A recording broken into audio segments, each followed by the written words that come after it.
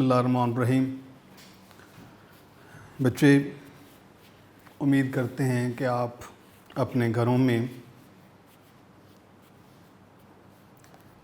महफूज होंगे, हिफाजत से होंगे और अपने और अपने प्यारों की सेहत का ज़रूर ख्याल रख रहे होंगे।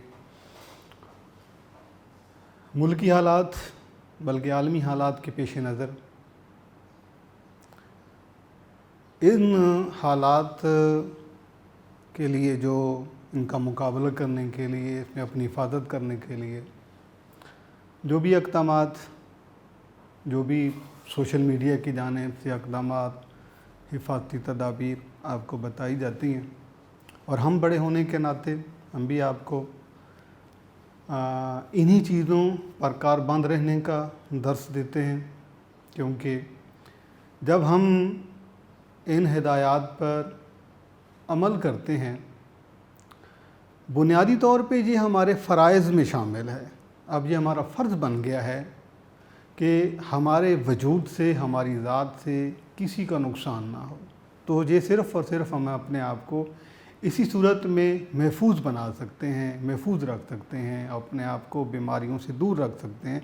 और ख़ासकर ये जो कोरोना वायरस की वबा है, इससे हम अपने आप को कैसे बचा सकते हैं, सिर्फ़ और सिर्फ जो मीडिया की जानिब से और जो मेडिकल की जानिब से आपको एक ही बात बताई जा रही है कि इसका सिर्फ़ और सिर्फ इलाज, एहतियात और परहेज़ है। अगर आप इस चीज़ को अपना फ़र्ज़ समझ के अगर आप ये अंजाम देते हैं तो इंशाअल्लाह आप भी महफूज रहेंगे, आपका मुआशरा भी महफूज रहेगा, आपके अपने, आपके प्यारे भी इस वबा से अपने आप को महफूज रखेंगे। तो ये अब हम ज़ाती तौर पे, हम इंडिविजुअली, इनफरादी तौर पर हमने ये काम करना है। ये बात नहीं कि सुनते रहें कि ये क्योंकि जैसे कि अब आप जानते हैं कि इस वक्त तकरीबन जो है हमारी आधी कौम तो इस वबा के वजूद से भी इनकारी है। कैसा कि वबा है ही नहीं, ऐसा कोई ऐसी कोई मर्ज़, ऐसी कोई जो है ना वो मुसीबत है ही नहीं। तो नहीं, हम इस चीज़ को आप माने, इसका इतराफ़ करें कि ये चीज़, क्योंकि जब हम इस चीज़ को मानेंगे, मानने के बाद पहले हम इस चीज़ के वजूद को मानें कि ये ऐसा है, और उसके बाद फिर हम ऐसे इक़दामात करते हैं जो उसके ख़ास उस मर्ज़, उस वबा से बचाव के लिए बताए जाते हैं। तो इससे इंशाअल्लाह आप, जब हम हर शख्स, हम में से हर फ़र्द जो है ज़ाती तौर पर इस बात पे तवज्जो देगा, तो इंशाअल्लाह हम जो है अल्लाह के फ़ज़ल व करम से हम बहुत जल्दी इस वबा से जो है, इस मुसीबत से हमें निजात मिल जाएगी। तो ये बताने के बाद अब हम अपने सिलेबस की तरफ आते हैं। इकनॉमिक्स में पहला चैप्टर और उसके बाद फिर दूसरा चैप्टर, और हालिया जो हमारा लेक्चर हुए हैं उसमें हम इनके MCQs यानी एक्सरसाइज की बात कर रहे हैं। तो इंशाअल्लाह जो है ये कुछ MCQs बाकी हैं, ये हम आज अपने इस लेक्चर में करते हैं। उसके बाद फिर जो है इसके शॉर्ट हैं, शॉर्ट करने के बाद आपको लॉन्ग में सिर्फ पेपर का पैटर्न बताना है आपको कि ये सवाल जब आपसे पूछा जाएगा तो आपने इसके जवाब में जो है उसको कैसे लिखना है, आपका आंसर में क्या क्या आपने शामिल करना है, किस तरह का जो है उसका फॉर्मेट होना चाहिए। तो आगाज़ करते हैं जी। इसमें MCQs है कि consumption function is the example of. अब MCQ है कि कंजम्पशन फंक्शन इज़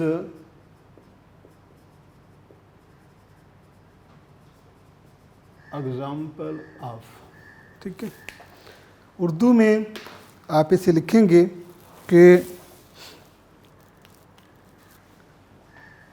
तफ़ाइले सर्फ,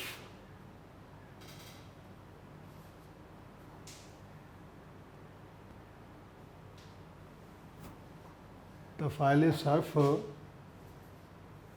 मिसाल है। ठीक है। अभी लास्ट लेक्चर में भी हमने इस कंजम्पशन के बारे में, यानी केस के बारे में हमने जितने भी पॉसिबल MCQs थे वो उसमें हमने सॉल्व किए हैं। मसलन इसमें हमने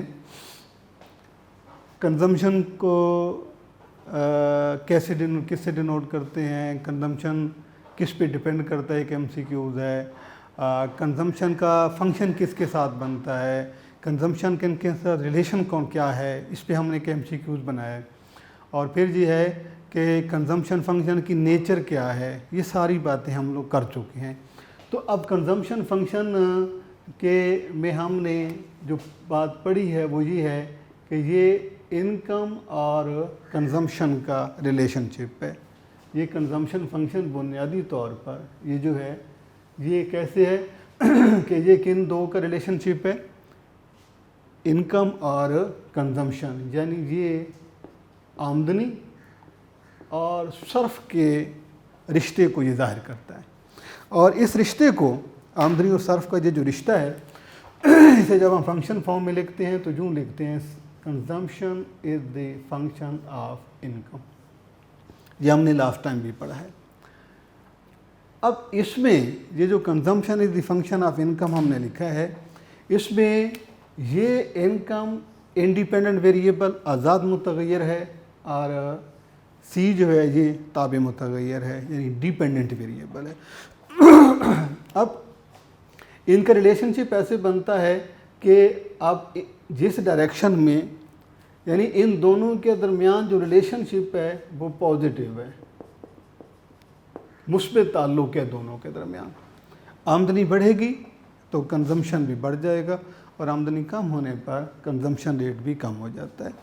तो अब ये चूँकि रिलेशनशिप इनमें पॉजिटिव है और जिन दो वेरिएबल के दरमियान रिलेशनशिप पॉजिटिव होता है, यानी जिन दो के दरमियान रिलेशनशिप पॉजिटिव होता है, उसे हम कहते हैं इंक्रीजिंग फंक्शन।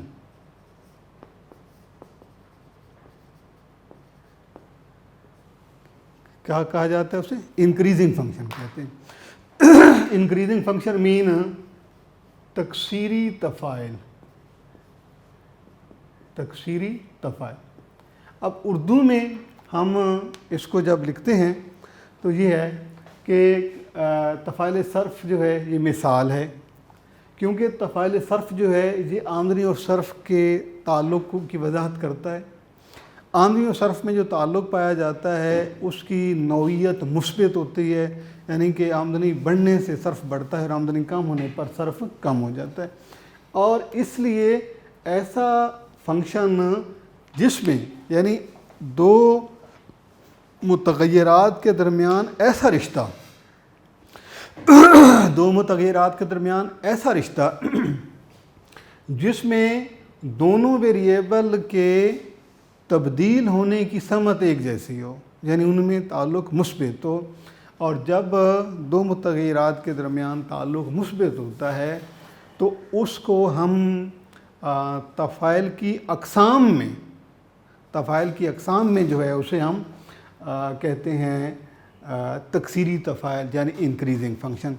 तो ऑप्शन इसमें है कि consumption function is the example of, पहला ऑप्शन है इंक्रीजिंग फंक्शन तकसीरी तफ़ाइल, दूसरा इंक्रीजिंग फंक्शन डिक्रीजिंग फंक्शन तकलीली तफ़ाइल,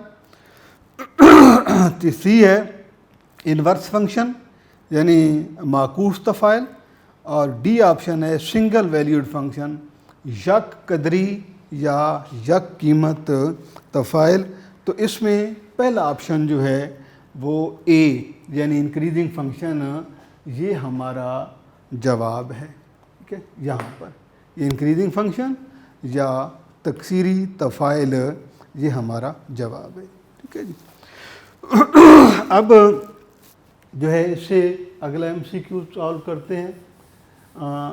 इसमें जो सवाल आप के ज़हन में आ सकते हैं, पूछे जा सकते हैं, कोशिश ये है कि वो आपको यहाँ पर सारे ही मुमकिन सवालात बता दिए जाएं कि इसका क्या हो सकता है। जी, उसके बाद है जी aggregate of saving and consumption is, ये नेक्स्ट MCQ है और वो है बेटे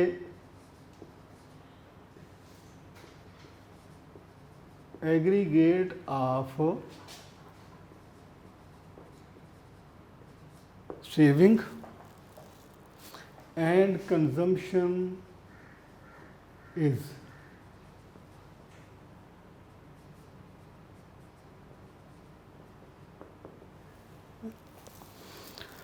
आप इसे उर्दू में लिखेंगे कि ये बचत और ये सर्फ, बचत और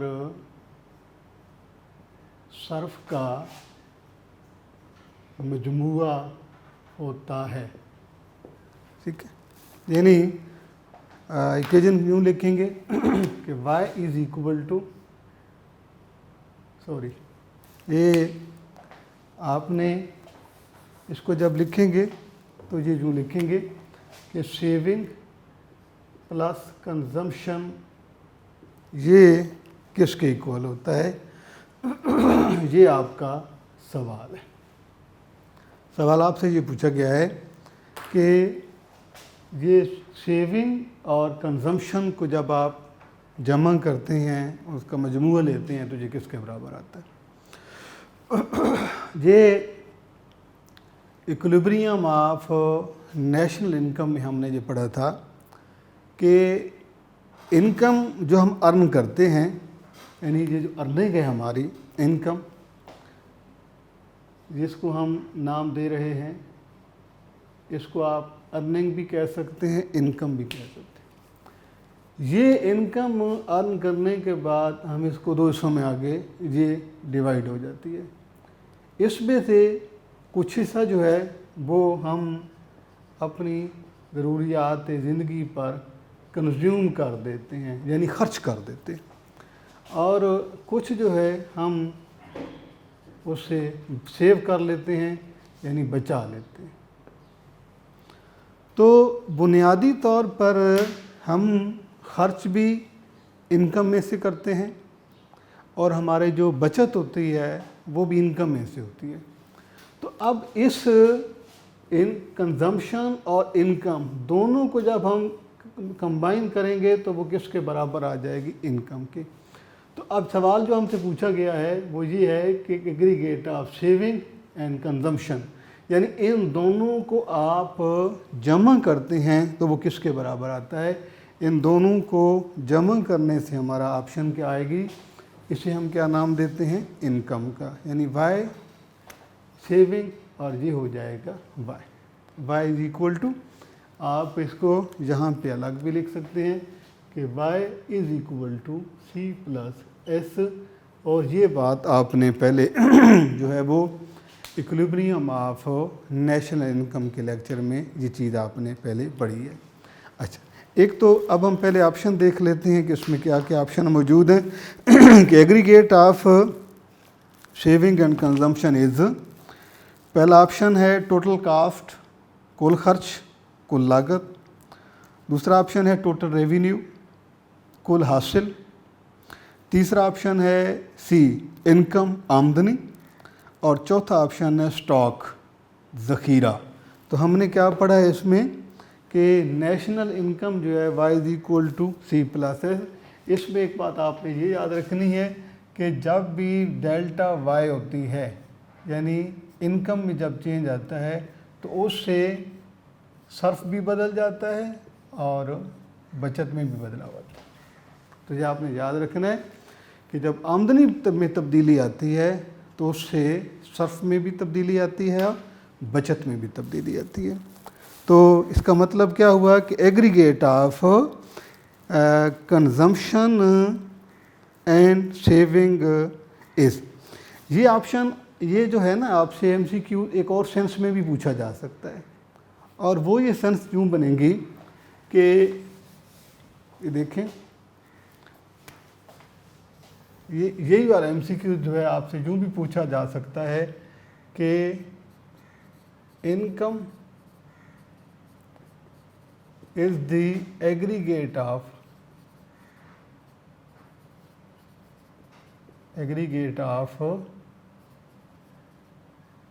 कंजम्पशन एंड, ठीक है, ये आपसे सवाल हो सकता है कि income is the A B C D, income is the aggregate of consumption and. तो हमने क्या पढ़ा है, यानी कि पहले ऑप्शन में आपको लिख देता हूँ, is the aggregate of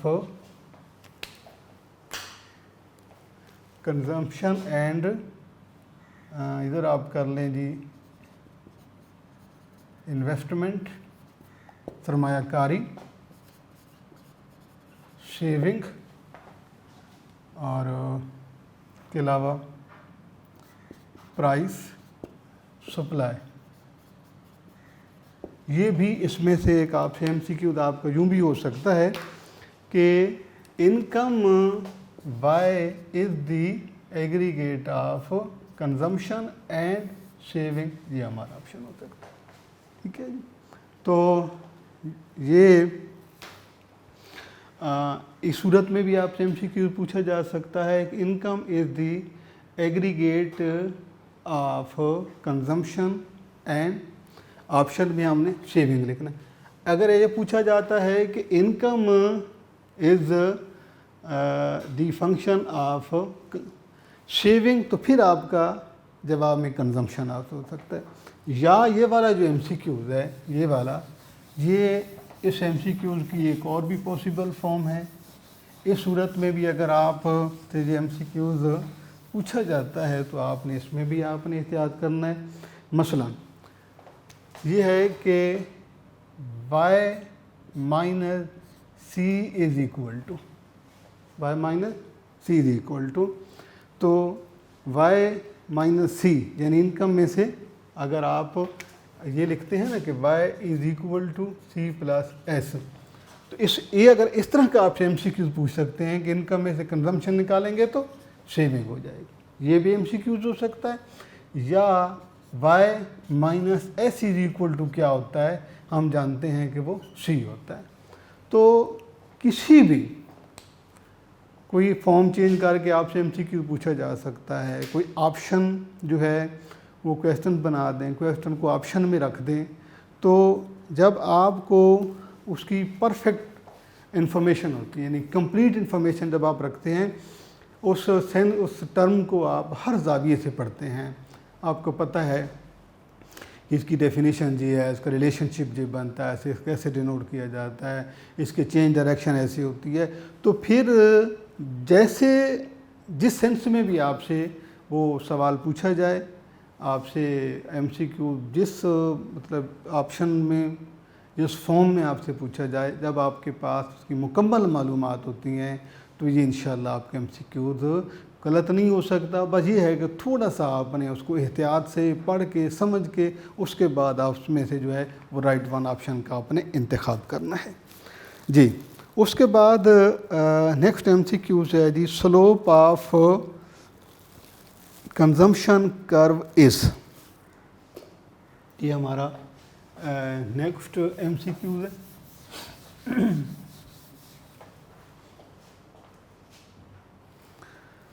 slope of consumption curve is,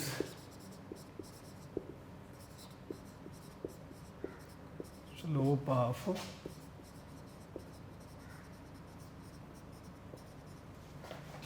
consumption curve is, ये सवाल है जी हमारा। उर्दू में आप इसे लिख दें कि सर्फ के ख़त का झुकाव होता है, सर्फ के ख़त सर्फ का झुकाव या सर्फ के ख़त का झुकाव होता है। ये MCQ जो है ये भी इक्विलिब्रियम ऑफ नेशनल इनकम में से पूछा गया है। तो हम इसको सॉल्व करते हैं कि ये बेसिकली इसका जो है वो इसको हम कैसे करेंगे। देखिए ये है कंजम्पशन, और कंजम्पशन के बारे में हम तफसील से पढ़ चुके हैं। कंजम्पशन जो है ये इनकम का पार्ट होता है जिसे ज़रूरियात ज़िंदगी पूरी करने पे खर्च कर दिया जाता है। तो इसका मतलब ये हुआ कि ये इनकम का रिलेशन किसके साथ है, सॉरी कंजम्पशन का रिलेशन किसके साथ है, इनकम के साथ। जब हम इसको फंक्शन में बनाते हैं तो ये बनता है C is the function of income. और इस रिलेशन को, ये जो मैंने लिखा है, इसकी नेचर जो है वो पॉजिटिव है, पॉजिटिव है। ये इंक्रीजिंग फंक्शन होता है, रिलेशनशिप पॉजिटिव है। इनकम के बढ़ने से कंजम्पशन बढ़ेगा और इनकम कम होने से कंजम्पशन भी कम हो जाएगा। ये बात भी आपने पढ़ी है। तो अब हम ये देखते हैं कि अगर हम इस कंजम्पशन फंक्शन का कर्व बनाते हैं तो वो कैसा होता है। ये कर्व बनाते हुए आपने, ये ज़ीरो है एक्स एक्सिस, वाई एक्सिस, यहाँ पे आप प्लॉट करते हैं इनकम और यहाँ आप वाई एक्सिस पे लेंगे कंजम्पशन।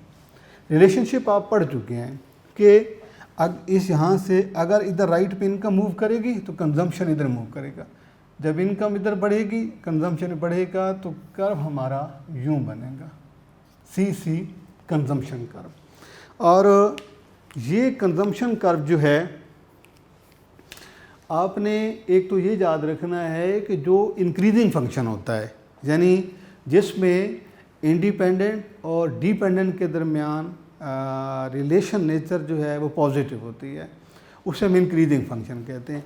इंक्रीजिंग फंक्शन का जो कर्व होता है वो पॉजिटिव होता है, यानी लेफ़्ट टू राइट होता है, ये ऐसे होता है। तो ऐसे जो कर्व होता है ये इस बात की निशानदेही करता है कि ए इंडिपेंडेंट वेरिएबल बढ़ रहा है तो डिपेंडेंट भी बढ़ रहा है, इंडिपेंडेंट कम होगा तो डिपेंडेंट भी कम हो जाएगा, कर्व की स्लोप पॉजिटिव होगी। तो ऐसे अगर इससे रिलेशनशिप उल्ट हो जाता है, यानी डिक्रीजिंग हो जाता है, तो फिर कर्व की स्लोप नेगेटिव होती है। तो यहाँ पर सवाल हमसे पूछा गया है कि slope of consumption curve is, तो हमारा इसमें आंसर क्या है जी, ये है कि इस की स्लोप जो है वो होती है पॉजिटिव, यानी खत्ते सरफ के खत का झुकाव मुस्बत होता है। अब आप इसके ऑप्शन पे गौर करें, देखें कि slope of consumption curve is positive, negative, vertical, horizontal. तो ऑप्शन आपके पास क्या है जी कि slope of consumption curve is positive, खत्ते सर्फ के खत का झुकाव मुस्बित होता है। ठीक है। इसके बाद अगले एमसीक्यूज़ की बात करते हैं कि part of income which is not consumed. Next MCQs है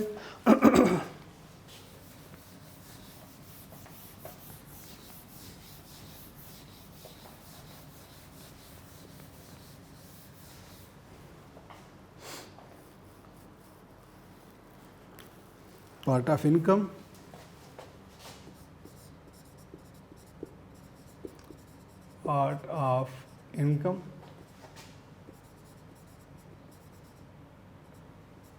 is not consumed। आमदनी का वो हिस्सा जो खर्च नहीं किया जाता, आमदनी का वो हिस्सा जो खर्च नहीं किया जाता। ये बहुत ही आसान सा एमसीक्यूज़ है, आप लोग पहले पढ़ चुके हैं कि आमदनी का वो हिस्सा जिसे हम बचा लेते हैं, which is saved, which is not consumed, और जो कंज्यूम नहीं किया जाता उसे क्या कहते हैं, सेविंग, का नाम है बचत। यानी आमदनी का वो हिस्सा जो खर्च नहीं किया जाता उसे बचत कहते हैं। तो इसके आंसर भी मैं आपको बता देता हूँ।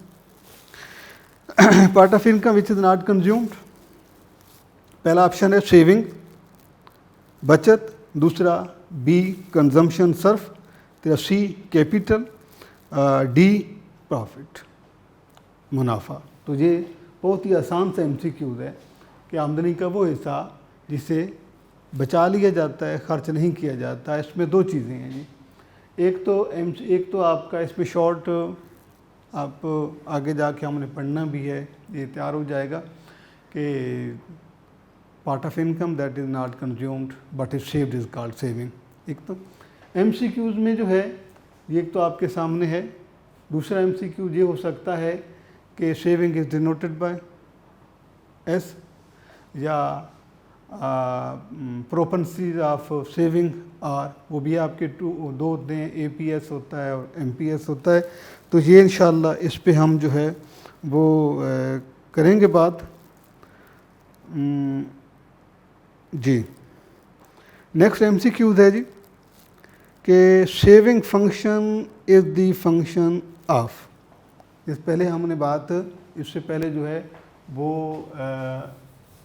कंजम्पशन फंक्शन की बात की है।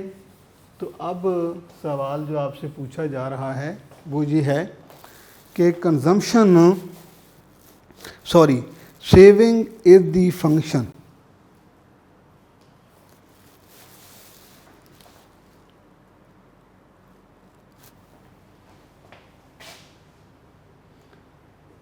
सेविंग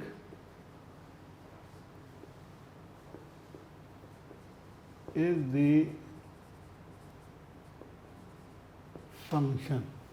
ठीक है, उर्दू में आप इसे लिखेंगे कि बचत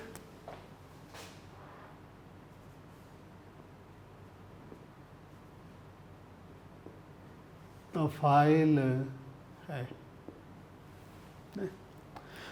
इससे पहले जो हमने पढ़ा है वो हमने तफसील से बात की है कंजम्पशन के बारे में, लेकिन अब ये बात हमने करनी है ये सेविंग के बारे में। मसलन सेविंग में आपने ये लिखना है कि अब सबसे पहले कि सेविंग जो है यानी बचत क्या है आप जानते हैं। उसके बाद दूसरी चीज़ जो है वो सेविंग फंक्शन है यानी तफ़ाइल बचत। अब जहाँ से हम इसको ले लेते हैं, सेविंग जो है पार्ट ऑफ इनकम। इससे पिछले लास्ट MCQs में हमने पढ़ा है कि saving is the part of income that is not consumed but is saved, कि जो बचा लिया जाता है, खर्च नहीं किया जाता, उसे हम नाम दे रहे हैं बचत का। अब बचत, इसके बाद हम सेविंग फंक्शन, क्योंकि ये एक दफ़ा जब हम इसको करेंगे तो उसमें हमारे इसके साथ इसके फैमिली MCQs भी सॉल्व हो जाएंगे। अब हम यहाँ पे जब इसको लिखते हैं तो ये आंसर आप बनता है जी कि रिलेशनशिप बिटवीन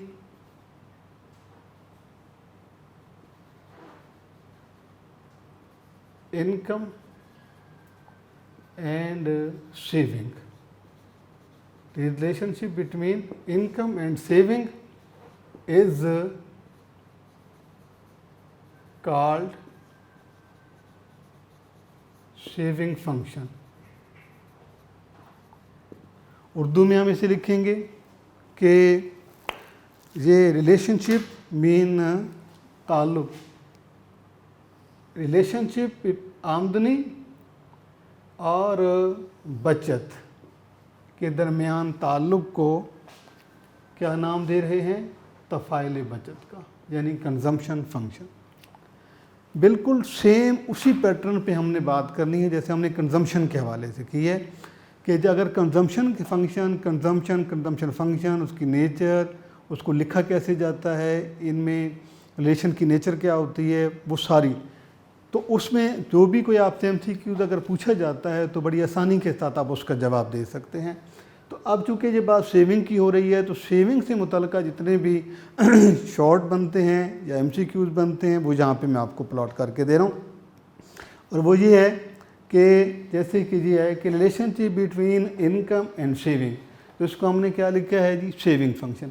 अगर आप सेविंग फंक्शन को हम मैथमेटिकल फॉर्म में लिखना चाहें तो ये यूँ लिखते हैं, S is the function of Y। इसमें सेविंग जो है ये हमारा इनकम पे डिपेंड करता है। तो इसका मतलब ये हुआ कि इनकम इंडिपेंडेंट वेरिएबल आज़ाद मुतगय्यर है, जबकि एस जो है सेविंग ये डिपेंडेंट वेरिएबल है, ताबे मुतगय्यर है। ये आज़ाद मुतगय्यर इसमें आ जाता है, इंडिपेंडेंट वेरिएबल इसमें है ये इनकम, और ये सेविंग जो है ये डिपेंडेंट है। इनके दरमियान भी रिलेशन जो है वो पॉजिटिव है। कैसे कि अगर इनकम बढ़ेगी तो सेविंग भी बढ़ जाएगी, इनकम के कम होने से सेविंग रेट भी कम हो जाता है। एक तो रिलेशनशिप इनके दरमियान हो गया पॉजिटिव, ये तो हो गया, ये लिखा कैसे जाता है ये रिलेशनशिप हो गया पॉजिटिव, और जिन मुतगय्यरा जिन वेरिएबल के दरमियान जिन फंक्शन में रिलेशनशिप पॉजिटिव होता है उससे हम कहते हैं इंक्रीजिंग फंक्शन। Increasing function. तो इस हिसाब इस अगर पर्सपेक्टिव से देखा जाए तो ये जो सेविंग फंक्शन है ये इंक्रीजिंग फंक्शन है, यानी कि उसमें इनकम के बढ़ने से सेविंग बढ़ेगी, इनकम कम होने से सेविंग भी कम हो जाएगी। तो ये है इनका। अब इसमें से आप MCQs कौन कौन से आपके इसमें से पॉसिबल हो सकते हैं। फर्स्ट ऑफ ऑल सबसे पहली बात तो ये है कि saving is the part of. पहला MCQ आपसे ये हो सकता है कि जैसे उससे पहले भी हो सकता है कि सेविंग इज़ डिनोटेड बाय, कि इसको किससे ज़ाहिर किया जाता है, SCMD, तो सेविंग को ऐसे ज़ाहिर किया। एक तो MCQ आपका ये हो जाएगा, यानी एक MCQ आपका सेविंग के हवाले से हो जाएगा। दूसरा MCQ आपका हो सकता है saving is the part of.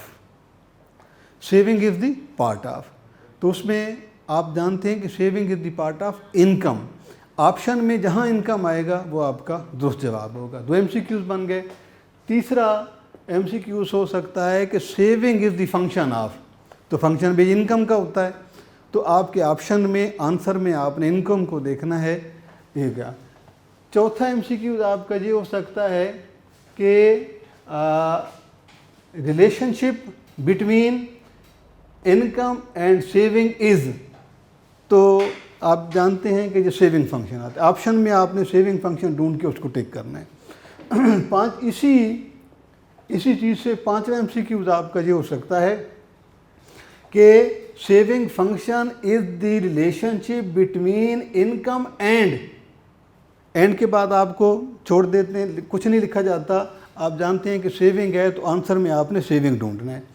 छठा MCQ भी इसी से ही हो सकता है कि saving function is the function of saving is the function is the relationship between saving and income आपका आंसर होगा। इसके अलावा जो है 6 MCQ, 7वां MCQ आपसे इसके बारे में पूछा जा सकता है कि saving function is written as, ये आपका ऑप्शन हो जाएगा। 8वां MCQ आपसे पूछा जा सकता है कि relationship between saving and income is positive, ये MCQ हो सकता है। 9वां MCQ आपका हो सकता है कि on increasing income saving increases decreasing remain constant 0, तो इंक्रीज हो जाएगा। और 10वां MCQ आपसे हो सकता है कि saving function is decreasing function, increasing function,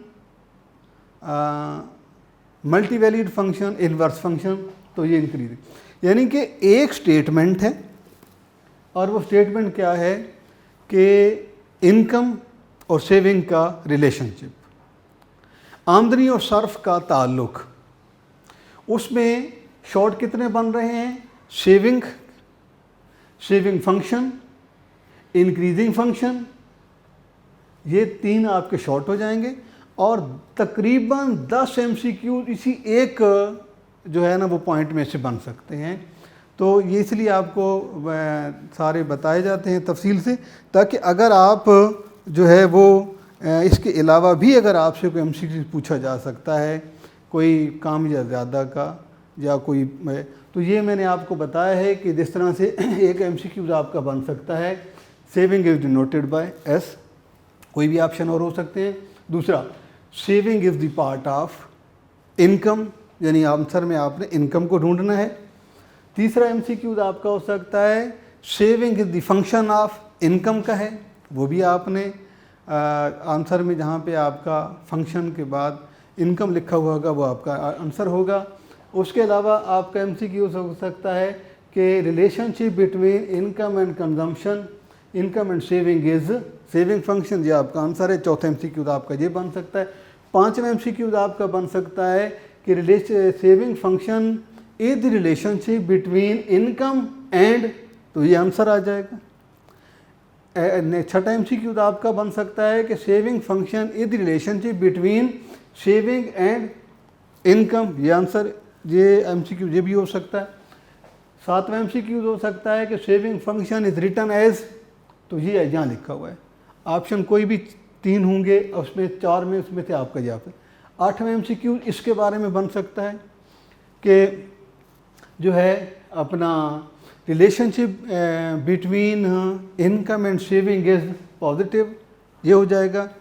फिर आपका 9वां एमसीक्यू बीसी में से हो सकता है, और वो ये है कि on increasing income saving increases, यानी आपसे ये पूछ सकते हैं कि on increasing income comma saving, उसके बाद option increases decreases remain constant zero, तो आपने क्या लिखना है कि अगर डिक्रीजिंग पूछा जाएगा तो सेविंग में इंक्रीजिंग का आपने ऑप्शन टिक करना है, और अगर इनकम डिक्रीजिंग का होने पे पूछा गया है तो फिर सेविंग में आपने डिक्रीजिंग का ऑप्शन टिक करना है। 9 एमसीक्यूज हो सकते हैं। 10वां एमसीक्यूज आपका है कि consumption function is the function is the example of, वो कौन सा है बेटे, वो है इंक्रीजिंग। यानी ये सारे सवाल आप इस एक पॉइंट से पूछ सकते हैं कि जी सेविंग क्या है, सेविंग फंक्शन क्या है, इनके रिलेशन की नेचर क्या होती है, ये लिखा कैसे जाता है, इनमें रिलेशनशिप कैसा होता है, जो what kind of saving function is, ये आप पूछ सकते हैं। तो ये चूँकि एक स्टेटमेंट थी, उससे मुतल्लिक़ जो भी एमसीक्यू थे आपको बना के दी हैं, तो यहाँ पे आएगा जी कि saving is function is the function of increasing decreasing inverse single value. तो इसका मतलब ये है कि आपका सवाल जो है वो आपसे ये पूछा गया है कि saving function is increasing function, ये है। इस एमसीक्यू जब भी आपने सॉल्व किया है उसमें आपका ये जवाब बनेगा कि saving function is the function, यानी ये है आपका इंक्रीजिंग फंक्शन।